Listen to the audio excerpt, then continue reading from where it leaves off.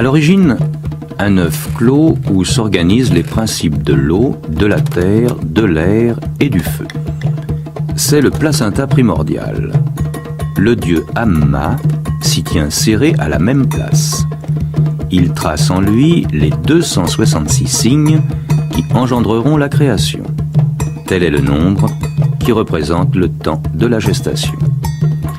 Amma geste dans un double placenta 2 couples de jumeaux, les Nommo, qui, sous la forme fétale de poisson silure, occupent respectivement le placenta céleste et le placenta terrestre. Telle est la première forme de vie. Les 4 Nommo, ceux du haut comme ceux du bas, sont incomplets et attendent pour naître de recevoir leur complément femelle, encore informulé dans la matière placentaire.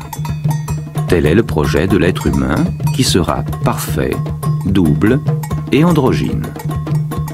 Mais l'un des Nommo du bas, impatient de posséder avant terme sa jumelle, s'arrache prématurément de l'œuf et emporte avec lui le morceau du placenta d'Amma où, pensait-il, s'élaborait cette jumelle. C'est Ogo, celui qu'Amma transforme pour le punir de sa conduite sacrilège en renard pâle. Désormais, il errera sans parole claire dans la brousse stérile. Il s'épuise dans la quête incessante de cette partie femelle de lui-même qu'il avait cru dérober et qui est restée dans le sein du Créateur. L'unité placentaire ainsi rompue, tout l'ordre de la création est perturbé. Son principe même est devenu impur. Telle est la préfiguration des naissances futures. L'enfant naîtra désormais incomplet et prématuré, lié à ce double indifférencié qu'est le placenta.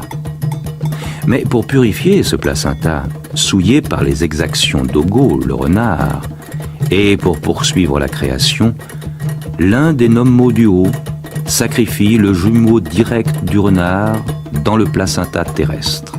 C'est le Nommo Anagonno. Il l'assoit au milieu de son placenta, replie sa verge au-dessus de son cordon et du même coup sépare le sacrifié et de son placenta et de son sexe. Tel est le sens de la coupure ombilicale. Puis le corps du Nommo sacrifié est démantelé et projeté dans l'espace, mais il se remembre dans la mare pour donner le premier être humain unisexué. Tel est le moule définitif de l'homme. Sur ce modèle, Amma pétrit avec son propre placenta les ancêtres des hommes. Du cordon ombilical du sacrifié naît le forgeron. De son placenta proprement dit, naît le griot. Telle est l'origine des castes.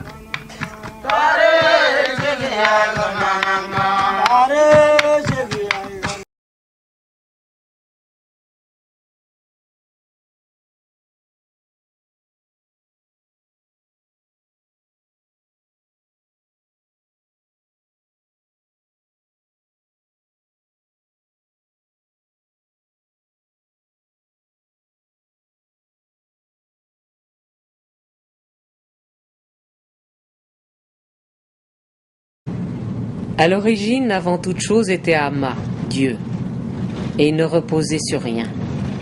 Le monde avait la forme d'un œuf. Amma était lui-même à l'intérieur, et c'est alors que fut créée la première graine de peau, le fonio, qui se déposa invisible au centre. On dit, lorsqu'Amma cassa l'œuf du monde et en sortit, un vent tourbillonnant a surgi. Poursuivant sa création, Amma créa Ogo, le renard pâle. Mais celui-ci naquit avant terme et sortit hâtivement de son placenta, les yeux fermés, dans l'obscurité primordiale, arrachant avec lui un bout de son placenta. Agissant ainsi, il bouleversa l'ordre du monde. Voyant le désordre créé par Ogo, Amma transforma alors le morceau de placenta, et ce fut la terre. Alors, Amma pétrit au ciel le Nomo, le génie de l'eau. Il pétrit aussi avec la matière du placenta les 4 ancêtres de l'homme, et avec eux, il plaça tout ce qu'il avait créé dans une grande arche. L'arche descendit dans le froid et l'obscurité, seulement guidée par Sirius, l'étoile du Sigi, Sigitolo. Tous les êtres qui se trouvaient sur l'arche furent déposés sur la terre. Lorsque l'arche fut vidée, Amma fit remonter au ciel la chaîne qui la maintenait, puis il referma le ciel. Les hommes qui avaient vu briller Sigitolo pendant toute la descente assistèrent alors au lever du premier soleil, qui dès ce moment éclaira l'univers. Depuis, tous les 60 ans, les Dogons revivent leur arrivée sur la terre. Ils célèbrent le Sigi, l'invention de la parole et de la mort.